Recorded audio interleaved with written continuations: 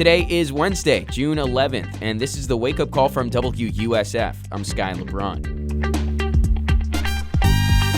Today, you'll hear about the loss of an important Tampa voice, City Councilwoman and independent bookstore owner Gwen Henderson. We've got some of a conversation for you that she had with WUSF last year, and you'll get some details about events happening tonight. But first, the news headlines. You know those crazy thunderstorms that hit the area earlier last week that almost felt like a quick mini hurricane? Well, those storms damaged about 70 tents at Tampa Hope, one of our local homeless shelters. Here's Eric Marrero, Tampa Hope's director. With the way the weather here is in Florida, we could spend up to $40,000, $50,000 a year on tents alone.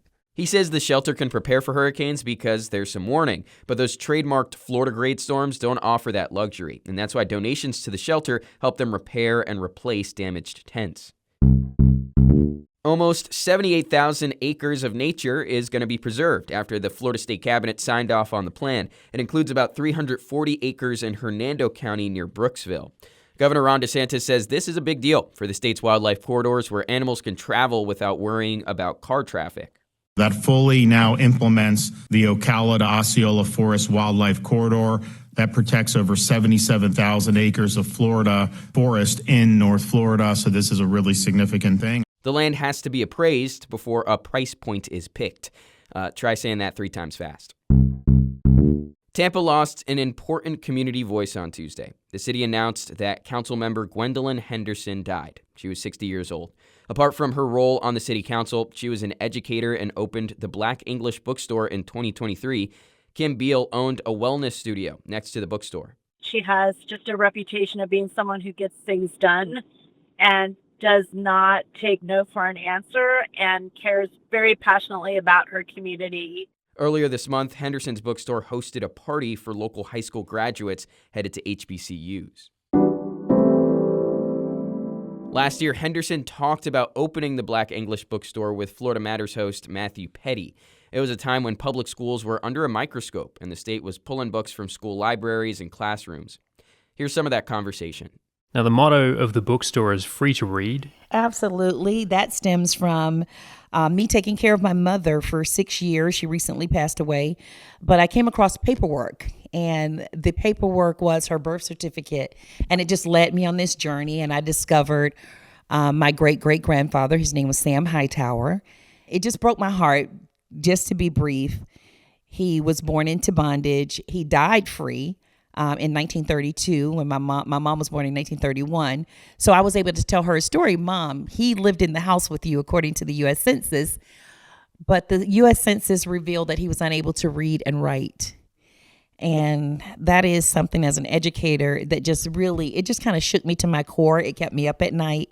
And we are free to read as a society now. We're free to read.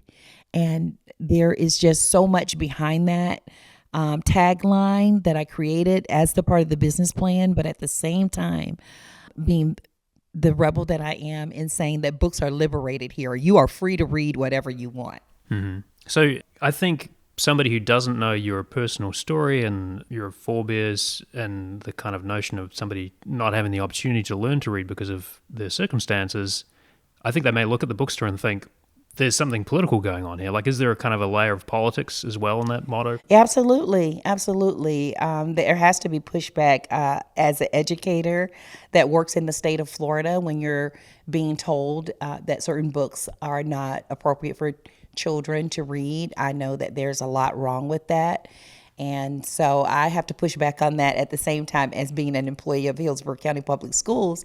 But opening a bookstore gives me the freedom to provide books that are actually liberated. As a Black woman, I have no reason to use the word banned. I have no reason. Books are emancipated. They're free.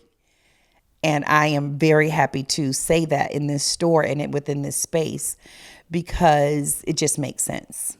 And you could hear more of that conversation between Matt and City Councilwoman Gwen Henderson on the Florida Matters podcast and on WUSF.org right now. It's Wednesday, and more events are starting to pop up as we get deeper into the week. The first is a little pricey, but it's pretty sweet. Get a ticket to Bourbon, Baseball, and Cigars at Centro Asturiano in Ybor, and you'll taste some fancy bourbon, smoke some cigars, and watch the Rays take on the Red Sox. The Tampa Baseball Museum is also setting up their mobile museum display there too, so you'll learn something, and you'll look really cool while you're doing it. You'll feel like a true Tampa native. At Emerald Coast Brewing Company in Newport Richey, it's Drag Queen Bingo every second Wednesday of the month. The host is former Miss Pasco Pride Stephanie Stewart, and tickets are $10 with a 50-50 raffle. And multiple times a week, including tonight, downtown St. Pete offers an e-bike mural and history tour. They meet at Flora Wiley Park, and the tours lead you to spots you might have never seen and history you might have never known about. On top of that, it's e-bikes, so you don't even have to put in much work with the pedaling. You could really focus on the sights, and if you have an e-bike, you get a discount on your ticket. But that's today's wake-up call. I'm hoping your Wednesday is a great one. Remember to subscribe to this podcast wherever you're listening. Rate it, let us know how good or bad we're doing, and thanks for hanging out with us for a couple minutes. We really appreciate it. We'll be back with Thursday's wake-up call at 7 o'clock. Catch you then.